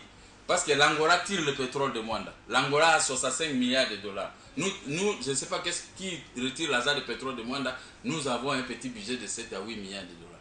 Dis, ma maman, est-ce que au vu de ça, même les opposants de Solomabé aujourd'hui, les anciens, ils peuvent vraiment accepter un pays qui regorge tout, où les gens s'enrichissent, ils ont des milliards. Et à ce moment-là, ces gens-là n'arrivent pas à montrer au peuple congolais où se trouve l'argent. Maintenant, d'ailleurs, il peut être poursuivi. Il doit être poursuivi. Parce que c'est le président de la République n'est pas comptable au niveau de l'Assemblée nationale, du Parlement. Ok, mais c'est Matata Poyo avec son gouvernement. Ils doivent être poursuivis. Pour mal gestion. Pour mal gestion, parce que rien que l'argent qui manque, l'argent que vous avez montré aux députés, aux parlementaires chaque jour, que nous mettons 250 millions de dollars, nous mettons ceci. À la fin, la CENI vous dit donnez maintenant cet argent que vous mettez de côté. Vous dites qu'il n'y a pas l'argent, donc vous avez détourné. Mais au lieu seulement d'arrêter les Koulouna, voilà encore des grands Koulouna. Des grands, ça c'est du Koulouna pour la mauvaise gestion du pays. Alors, nous allons faire notre meeting le 15 septembre de la vraie opposition. Vous n'avez pas peur d'être arrêté ici et tout ça? Madame, dans un pays, si vous allez seulement avoir peur, il y a 12 millions de morts. Moi, je suis plus valeureux que ces gens-là. Il y a eu des riches, il y a des gens, et tout ça, des grands intellectuels qui sont morts ici. Mais qui risquent rien à rien, nous allons faire notre meeting. Après le meeting, nous allons maintenant prévoir les actions. Si M. Kabila va persister avec ce dialogue pour pouvoir amener les Congolais à chosifier les Congolais, à ne pas respecter la loi mère que nous appelons la Constitution, et nous allons prendre des actions sur base de l'article 64 de la Constitution pour les faire partir. Il faut les chasser parce que tous, avec les dialogues, ils sont devenus des Solomabé. Ok, mesdames et messieurs, dossier CPI, nous vous proposons l'ouverture du procès de Bosco Ntaganda et le point de presse de la voix des sans-voix, voilà, par rapport aux menaces des partis civils.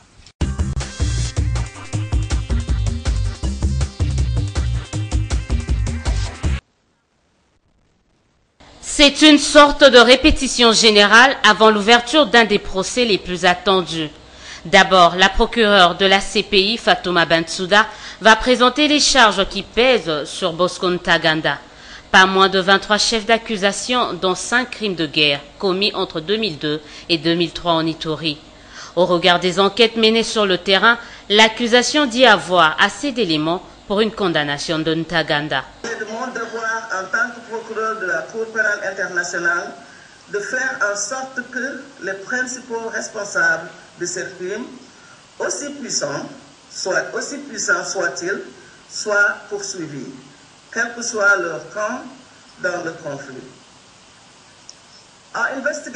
Nos enquêtes s'étendent maintenant bien au-delà de l'Ituri. Demain, nous jugeons Bosco Ntaganda, mais Sylvestre Moudakumura doit aussi être arrêté et présenté à la justice pour les crimes qu'il aurait commis dans les Kivu. Tôt ou tard, justice sera rendue également à ses victimes. Du côté de la défense, l'on s'attend d'ores et déjà à un procès long, mais aussi complexe. Le fait que Bosco Ntaganda a été choisi pour certaines raisons, alors que d'autres personnes auraient très bien pu être choisies et se retrouver devant la Cour pénale internationale aujourd'hui.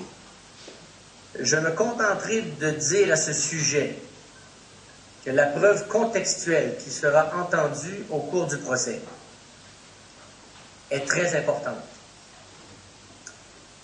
Plus il y a de preuves au dossier, plus l'étendue du dossier sur une base temporelle ou matérielle est grande, et plus il y a de preuves, plus il sera difficile pour les juges d'évaluer la preuve qui sera présentée lors du procès.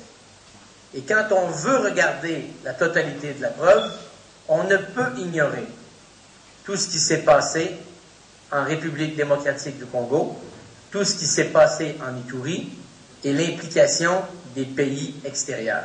Selon l'avocat de Ntaganda, l'homme se porte mieux, mais a perdu un peu de poids. Il se considère congolais, mais compte comparaître en Kinyarwanda. Affaire Ntaganda contre le procureur s'ouvre ce mercredi et sera retransmis en direct et en intégralité, non seulement à Kinshasa, mais aussi dans les zones touchées par ce conflit. Il en sera ainsi dans le reste du procès. La Cour justifie cette décision par le souci de rapprocher la justice aux communautés affectées. La voix des sans-voix pour les droits de l'homme s'est dit vivement choquée par les menaces proférées à l'endroit des avocats des partis civils dans l'affaire ministère public et partis civils contre le colonel Daniel Moukalay et consorts. Bien sûr, dans le procès en appel concernant l'assassinat des 2 défenseurs des droits de l'homme, Floribert Chebeya et Fidel Bazana. Confirmation de la chargée des communications de la VSV, Laurette Misenga. Pour la VSV, les menaces dont font l'objet les avocats des partis civils dans l'exercice de leur fonction d'avocat pour une cause juste ne font que corroborer la thèse de crime d'État ciblé et planifié, ainsi que l'absence de volonté politique dont les chefs des autorités congolaises a contribué à la manifestation de la vérité. Par quels moyens les avocats des partis civils sont-ils menacés? Le premier directeur exécutif de la VSV, Rostem Maketa, explique. D'autres menaces ont été proférées par la défense des prévenus. Il y a des menaces très directes où on a dit aux avocats des partis civils qu'ils allaient subir le même sort que les autres. Les autres, c'est qui?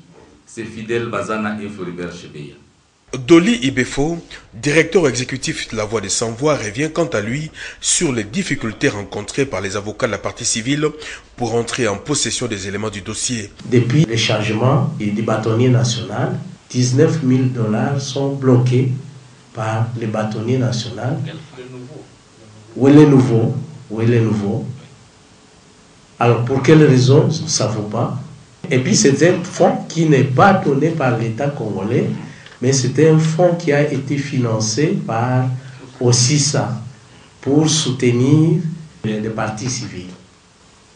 Voilà qu'aujourd'hui, ils doivent déposer les notes de plaidoirie le vendredi. Aujourd'hui, les avocats n'ont pas de moyens pour pouvoir saisir, multiplier les notes de plaidoirie et pouvoir les déposer. Signalant que les menaces mettant en insécurité, les avocats des partis civils ont commencé depuis la comparution du renseignant Kalala Kalao, ancien chauffeur du colonel Daniel Mukalai, contre qui il a fait sa déposition à l'audience du 9 juillet dernier.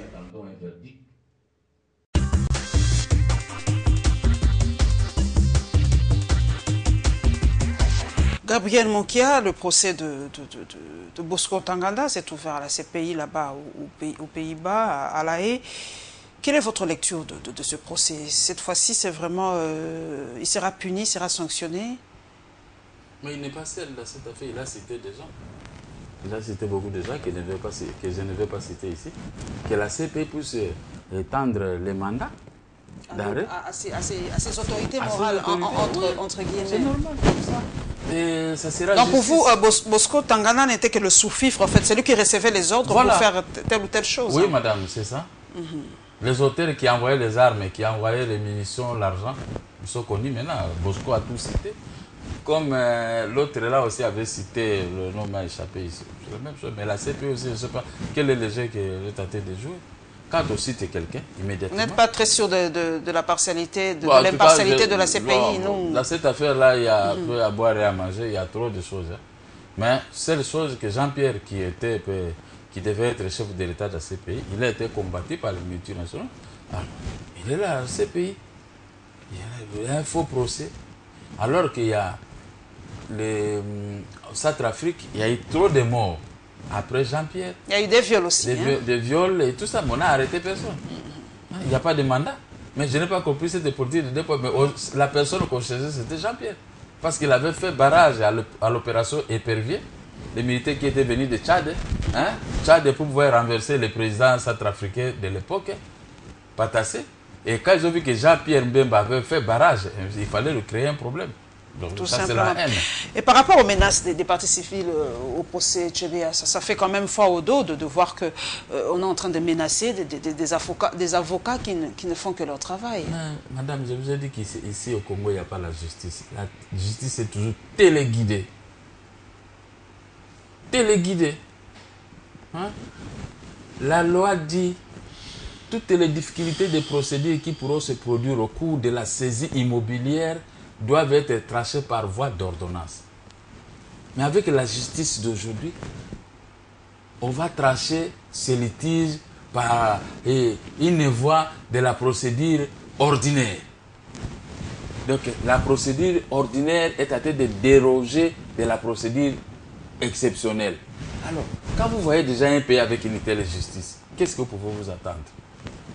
Paix à son âme, mon ami Tchébéa. Les jours, à chacune de mes arrestations, vous voyez la tête de Tchébéa chez moi à la maison ou dans mon bureau. C'est lui qui restait toujours dans mon bureau pour venir calmer mes enfants. Il vient chez moi, il me suit au bureau. Il était un véritable clandestin. Mais maintenant, il est mort de la façon dont on connaît. Mais pourquoi menacer maintenant la partie civile? Ça suppose que ceux qui menacent la partie civile, ce sont les auteurs de la mort des cas. C'est bien. Parce qu'on dit que la justice est indépendante. Oui, mais laissez maintenant l'indépendance de la justice triompher dans un tel dossier. Si les gens réclament tel type, mais si c'était le nom Monkia ou consort, directement on vient vous chercher le matin pour vous ramener là-bas parce que vous avez cité. Mais quand on cite d'autres personnes, pourquoi la justice... Ouais, la justice est inféodée dans le mauvais système. Donc nous ne sommes pas dans une bonne justice. On navigue à vue. Parce que quand on dit ceux qui vont commencer à s'intéresser à appeler ceci à là-bas, ils vont subir le même sort que les autres. Les autres, comme a dit Tchébéa et Bazana. Pourquoi vous avez tué Tchébéa et Bazana? Écoutez, ces dossiers, j'avais beaucoup pleuré en prison parce qu'il était venu me voir 2 fois. Quand on m'avait arrêté, on m'a mis de mes notes, c'est Chebea qui était venu, il est resté dans mon bureau là. Il m'a regardé, on s'est regardé avec lui comme Jésus-Christ et celui-là, Pierre. Hein? Judas Iscariote. Non, pas Judas. Pierre. Jésus et Pierre, quand il avait cette fille-là, qui disait, mais toi... Ah oui, c'est Pierre. C'est Pierre. Hein? C'est Pierre. On s'est regardé. Tu vois, Jésus, quand les coqs avaient chanté, tu as vu, Jésus avait regardé immédiatement Pierre. J'ai compris. Et Pierre a commencé à verser des larmes, il est parti. Moi, comme ça, à chacune de mes arrestations, on voit Chebea, on s'est regardé. On me notait, j'étais là en train de voir Chebea me regarder. Avec tristesse, tu vois, il entre dans mon bureau, il peut rester là, il peut commencer à venir calmer. Mais maintenant, il est parti. Moi, j'ai perdu un ami de taille. Et c'est lui qui écrivait pour moi. J'ai perdu un grand ami de taille. Je n'ai pas parlé de cette affaire. Quand il est mort, moi j'étais en prison, il est venu me voir 2 fois seulement. Le jour du procès, on l'a chassé. Donc, vous sortez. Moi qui va se défendre celle de 10h jusqu'à 4h30 de dimanche qu'on a rendu ma décision. 4h30. Et Chebea, nous sommes regardés, quand je parlais, il versait des larmes aux yeux. Alors, maintenant, il n'y a pas de problème, il est parti. Mais laissez maintenant la justice triompher. Si on veut un tel, livrez-les. Et ceux qui sont en prison là-bas, les Moukalai, mais ce sont aussi des êtres humains comme tout autre. Et ils ont accepté, ils ont été arrêtés, ils subissent Mabena Malam, ils sont là, ils sont en train d'en dire. Mais pourquoi aussi les autres ne veulent pas parler? Mon père, vous allez subir comme les autres. Dis, mais ça c'est très grave. Alors je demande à la partie civile de déposer des plaintes. Contre X, peut-être. Contre X et contre C, là, parce qu'ils ont compris. C'est lui qui a prononcé ceux qui les connaissent. Et il y a une dame là qui dit, ces procès impliquent de l'absence de volonté. Il n'y a pas l'absence de volonté. Pour trancher cette affaire une bonne fois pour toutes. Donc, les gens maintenant vont se souvenir de moi, de ce que j'ai toujours dit. La justice n'est pas libre dans notre pays. Ok. La justice jouissait de son indépendance, parce que vous ne voulez pas que j'en parle, pendant le maréchal Mobutu. Vous êtes sûr? Aujourd'hui, vous êtes en train d'encenser Mobutu. C'était pas aussi juste sous l'époque de Mobutu. Un exemple à 1 minute. Les enfants de Mobutu... Aujourd'hui, Mobutu est devenu tout blanc. Les enfants de Mobutu me devaient de l'argent. Jusqu'aujourd'hui, ils me doivent de l'argent. Mais j'ai vendu une de leurs maisons à la vente publique. En 94, Mobutu était là. Si tu es allé dire à Mobutu, qu'est-ce que Mobutu avait répondu? C'est la justice qui avait tranché. La justice tranche et moi Mobutu parce qu'on a condamné mon enfant et maintenant je vais aller menacer les juges. Deuxième élément, Singa Uju, ministre de la Justice, il a menacé l'oncle de Mobutu s'il ne va pas payer la dette et tout ça. Mobutu l'a livré. C'était qui ça? Lito. Le tout puissant Lito. Singa Uju, le type de bande, il n'était pas mon gars comme nous. Il a fait le document pour saisir, il a saisi les biens de Lito. Mobutu a dit il faut payer. Singa, moi je ne le révoque pas, il fait son travail. Et son oncle a payé. Voilà des éléments. Moi-même j'ai vendu une maison de Mobutu, des enfants de Mobutu, Mobutu au pouvoir. Il ne m'avait pas menacé, il a fait. D'ailleurs, si vous ne payez pas, il va continuer à saisir. Comme maintenant aujourd'hui, je vais saisir les histoires à quoi parce que. Quelle histoire vous allez saisir? Oui, vous n'allez pas faire comme l'anti-compatriote qui a fait saisir l'avion à 320 moi, je vous parle. C'est pas un compatriote, c'est lui-là. ITB Kokolo. Moi aussi, je vais saisir. L'ITB Kokolo? Oui. Pourquoi? On vous doit combien? On vous doit combien, Mokia? On me doit plus de 900 000 $. En attendant les 7 millions de dollars, 900 000, le Premier ministre a signé. Mais il ne veut pas payer aussi au dollar. Donc vous saisissez l'ITB Kokolo? Je vais saisir l'ITB Kokolo. Transition dans la famille. Mais je ne peux pas me dérober de cette transition. Moi, j'ai présenté mes excuses au Bangala, qui ne peut pas m'en vouloir. Ah, notre fils, maintenant, va souffrir. Non. Moi, je vais saisir l'ITB Kokolo pour faire voir au gouvernement congolais. Quand vous devez, il faut payer. Il faut payer les Mais nous, quand nous devons, on vient nous menacer du matin au soir. Mais moi, maintenant, on me doit. Ce n'est pas une dette où envoyer des inspecteurs. Ils ont envoyé tout le monde. Ce dossier, c'est sérieux, il faut qu'ils paient. Le ministre a signé, le premier ministre de son cabinet a signé, et tout le monde. Quel premier ministre a signé? Mais comme est-ce que moi je viens ici pour mentir? Son cabinet a signé, qu'on paye. Et le ministre des Finances. On vous doit à peu près 900 000 $. Oui, mais le ministre des Finances me dit, président Mokia, j'ai vu la lettre du premier ministre. Hein? Il a signé la lettre pour qu'on paye ton argent, ça a duré. Mais dis-tu de me dire ça verbalement. Verbalement est supérieur à une lettre écrite. Alors c'est pourquoi je dis, la justice doit se détacher. La justice doit jouir de son indépendance. Nous sommes tous égaux sur base de l'article 12 de la Constitution devant la loi. Mais maintenant, cette égalité ne prime pas entre nous les Congolais. Il n'y a que nous autres. Alors maintenant, cette femme a bien dit. Donc c'est qu'il y a des gens qui s'interposent. Et pourquoi d'abord, vous, j'ai un litige avec X, nous nous battons. Quel est le problème des militaires ou des juges ou des ministres d'Anna? C'est la justice. N'est-ce pas? Il ne faut pas dire comme on dit, oh, on arrête Moyambo, on a arrêté Christopher Ngoy, on a arrêté John Dongala, on a dit, hey, ils acceptent maintenant de rester à prison comme moi. Maintenant, s'il s'agit de poursuivre les bourreaux, nos bourreaux, disent, oh non, attention, vous allez subir les mêmes sorts que les autres. Et nous sommes dans quel pays où tout ça, ça dépend du magistrat suprême. Parce que si moi je suis magistrat suprême, j'apprends de telles choses. J'ordonne, je fais une information judiciaire pour voir les auteurs. Que tu sois mon fils, que tu sois ma femme, que tu sois mon ami, tu dois être mis aux arrêts. N'est-ce pas? Comme nous le savons déjà, mesdames et messieurs, Transco a majoré les prix des bus scolaires pour cette rentrée 2015 et les parents réagissent et les enfants sont allés exposer auprès du ministre provincial du genre leurs préoccupations sur le mariage précoce des enfants.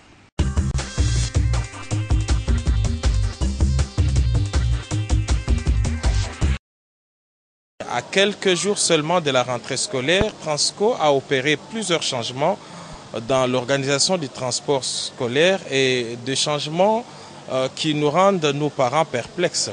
Parmi ces changements, il y a d'abord la majoration du prix d'abonnement qui est passé de 30 000 à 36 000 francs congolais et puis la carte d'accès à bord qui était jadis gratuite et qui est vendu maintenant à 4 000, ce qui fait donc un montant de 40 000 à débourser par les parents. Alors nous sommes inquiets à ce niveau parce que nous savons que l'État continue à subventionner Transco et qu'il n'a pas renoncé à son devoir et qu'il n'y a pas d'autres éléments nouveaux qui pouvaient justifier parce que même le transport ordinaire garde son prix. Alors, nous ne sommes pas en fait contre le fait de pouvoir changer des modalités de paiement, de passer par des banques. Mais ce qui nous inquiète le plus, c'est le manque maintenant d'interlocuteurs en face de nous. Parce que par le passé, nous avions de ce qu'on appelait les points focaux.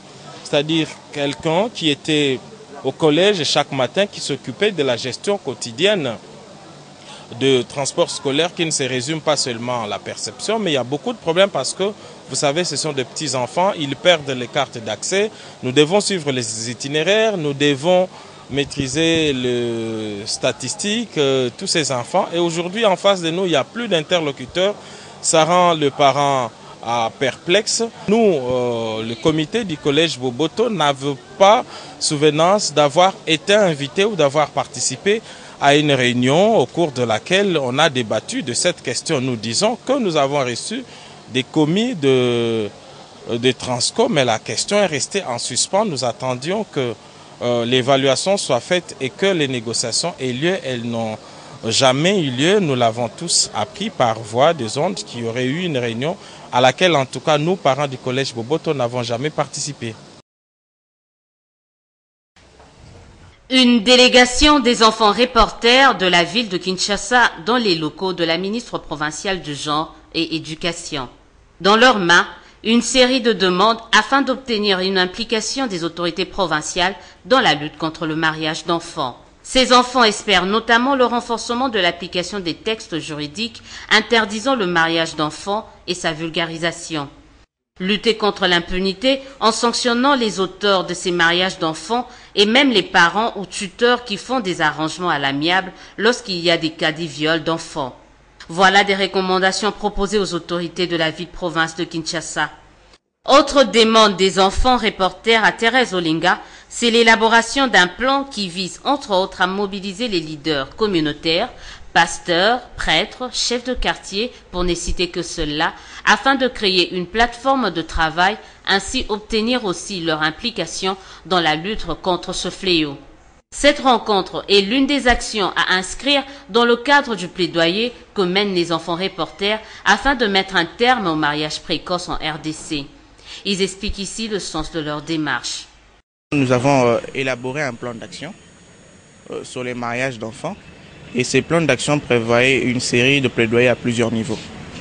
Et sur ce, nous avons effectué une tournée dans plusieurs communes de Kinshasa. Et à la fin de cette tournée, nous avons pensé que c'était nécessaire de rencontrer la ministre provinciale afin de lui lire notre message de plaidoyer en rapport avec les mariages d'enfants pour qu'on mette fin, pour qu'elle prenne des mesures pratiques pour mettre fin au mariage d'enfants dans la ville-province de Kinshasa. Nous avons constaté aussi une certaine ignorance des dispositions juridiques qui protègent l'enfant de la part du bourgmestre. Et nous l'avons dit à la ministre et elle nous a répondu qu'elle va de plus en plus vulgariser ces textes auprès des bourgmestres pour que chaque autorité communale ait en tête toutes les dispositions qui protègent l'enfant pour mieux le défendre. Du côté de l'exécutif de Kinshasa, la ministre provinciale du genre et éducation, Thérèse Olinga, rassure quant à son adhésion à cette initiative, laquelle cadre avec la vision du gouvernement Kimbuta.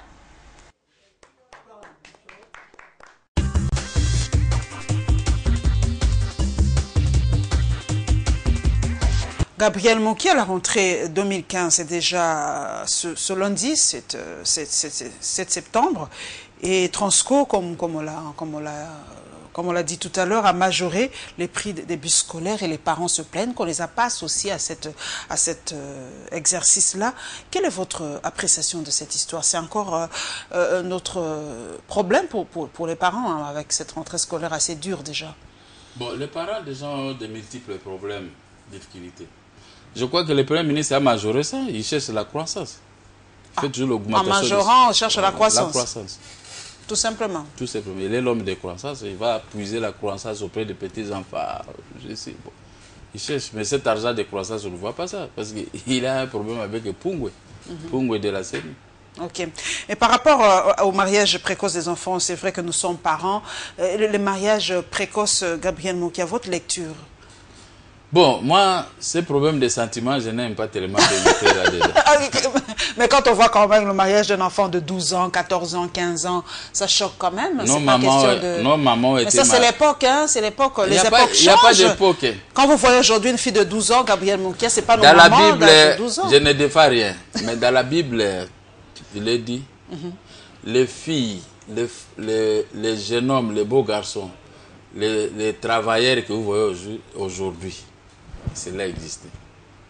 Il n'y a pas une nouveauté si c'était des hommes.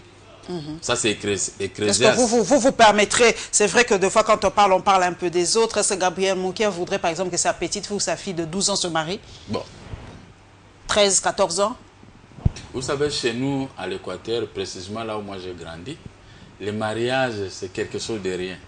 C'est ici à Kinshasa que j'ai trouvé déjà, on arrête quelqu'un pour un mariage, on emprisonne, on fait des lois pour impressionner.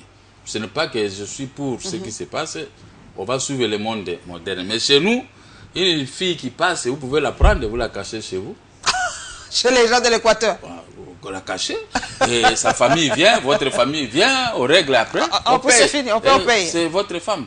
Bon, à Kinshasa, maintenant, j'ai compris. C'était difficile à supporter ce que j'ai trouvé, c'est Kinshasa. On arrête quelqu'un, on va l'emprisonner pour une femme. On fait alors là, ça devient un fonds de commerce. Aujourd'hui, si nous sommes au pouvoir, nous allons peut revoir. Parce que nos mamans n'ont pas été mariées à l'âge de 18 ans. Nos mamans n'ont pas été mariées à l'âge de 18 ans. Parce que vous pensez que nos mamans étaient heureuses de se marier vers 12-13 ans? Les mamans étaient heureuses. Vous en êtes sûr? Grâce... Les mamans nous ont donné une éducation. Vous voyez, les jeunes gens qui sont nés à Kinshasa et nous qui sommes nés à l'intérieur, nous sommes différents. Il y a des choses que vous, les Kino, pouvez faire, mais moi, je ne peux pas les faire. Je m'interdis de faire beaucoup de mauvaises choses que vous faites ici. En tout cas, nous sommes un peu 4 jeunes gens de l'Équateur qui sont à Kinshasa ici. On a perdu des... Mais ceux qui sont ici, nous sommes très différents. Quand on nous confie un poste, vous n'allez pas voir, moi je ne peux pas mettre les mains faire ici, mais les jeunes gens de Kin ici, ouais, c'est un peu compliqué, à cause de plusieurs décisions. Mais, qui sont les violateurs de ces lois-là? Ce sont les autorités qui engrossent les filles de 13 ans, de 15 ans, de 16 ans. On ne peut pas les arrêter.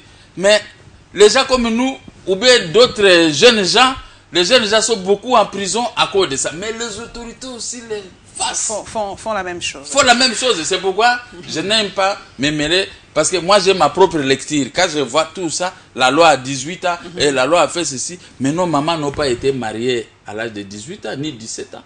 Moins que ça. Moins que ça. Ils sont très nombreux ici à Kinshasa. Mais il n'a jamais posé de... Ça, c'est un problème de l'autorité traditionnelle. Mais l'autorité aujourd'hui est devenue... Si on veut couler un opposant, on t'envoie une fille. Ah non, il a touché une fille de 12 ans, 14 ans. C'est pour t'éliminer. L'exemple est là, c'est Djomé. Les filles là n'étaient même pas des filles de 14 ans. On réduit maintenant l'âge. Uniquement pour te punir. Mais dans l'entretemps, les dénonciateurs eux-mêmes, ils prennent les mêmes filles. On connaît beaucoup, je ne veux pas m'attarder, mais c'est quand, si aujourd'hui nous faisons nos marches, on va réclamer la libération de Djomé. Parce que nous connaissons beaucoup maintenant dans cette affaire de Djomé. Ok. Vous comprenez? Voilà, nous avons terminé par le sport, mesdames et messieurs, une fois n'est pas coutume, paiement de notre dette pour la participation des athlètes congolais aux Jeux panafricains qui se tient à Brazzaville, chez les voisins, et la venue des Léopards pour le match RDC-RCA.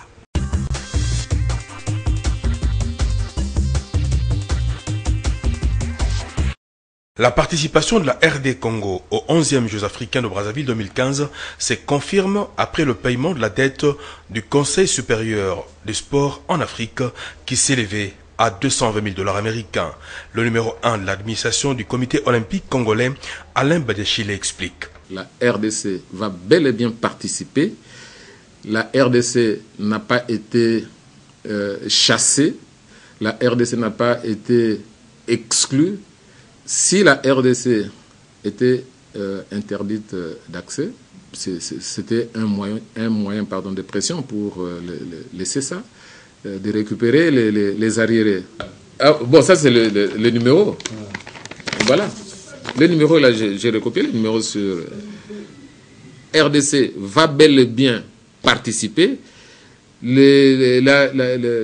L'argent pour le village a été payé par le chef de mission et son adjoint. L'argent pour les frais de participation des disciplines qui sont en lice ont été payés. Et le ministre, notre ministre des Sports, se trouve présentement à Brazza, après avoir participé à la réunion, après avoir décanté la situation à son niveau, a aussi laissé quelque chose par rapport aux imprévus. Qu'en est-il des autres disciplines qui n'ont pas encore effectué le déplacement de Brazzaville? Alain Badeshile répond. Les autres traversent au plus tard, enfin aujourd'hui et demain, c'est ça. Donc on avait prévu 2 vagues, mais avec cet imprévu, voilà, cet impondérable, voilà, du coup nous étions obligés de retarder un peu. Mais voilà, au plus tard ce samedi, toute la délégation sera présente à Brazzaville pour permettre aux autres de s'acclimater très rapidement. Signalons que cette compétition a démarré ce vendredi à Kintele, au Congo-Brazzaville, et la RDC y est présente avec 12 disciplines. Les Léopards ont foulé le sol de la RDC dans la soirée de ce lundi. Ici, à l'aéroport de Ndjili, staff technique et fanatique étaient venus accueillir le 11 national de la République démocratique du Congo.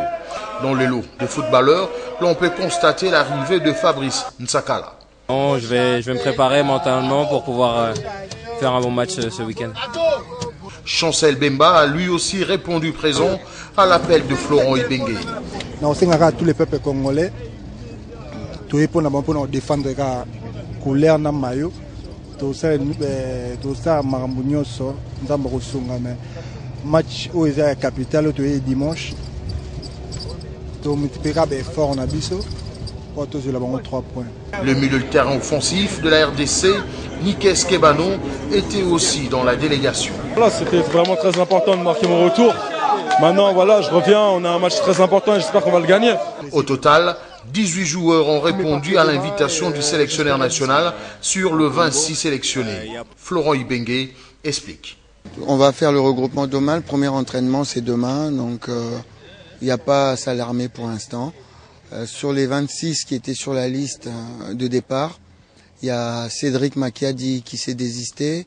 Tout simplement, il a mis une fin à sa carrière internationale. C'est tombé à un moment où justement il était en train de changer de club. On a très bien discuté. Cette semaine sera consacrée à une série d'entraînements, l'objectif étant de créer probablement l'homogénéité au sein de l'équipe. Cette dernière devra prendre son avion d'ici le début du week-end pour Bangui, où l'attend la formation centrafricaine pour disputer la deuxième journée des éliminatoires CAN Gabon 2017.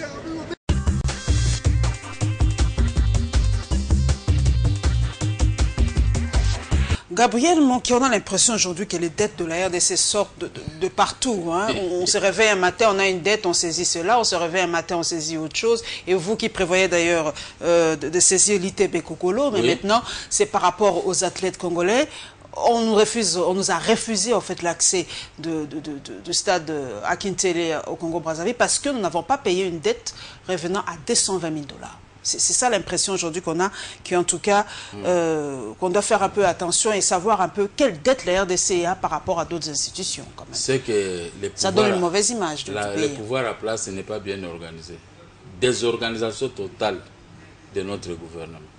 Parce que ça relève de la compétence des ministres des Sports, n'est-ce pas? Mais qu'est-ce qu'il fait dans son bureau? Il doit inventorier tout ce que nous avons avant chaque compétition. Son problème, c'est de voir, faire le toilettage de l'endroit où nos athlètes vont aller rester et payer les dettes.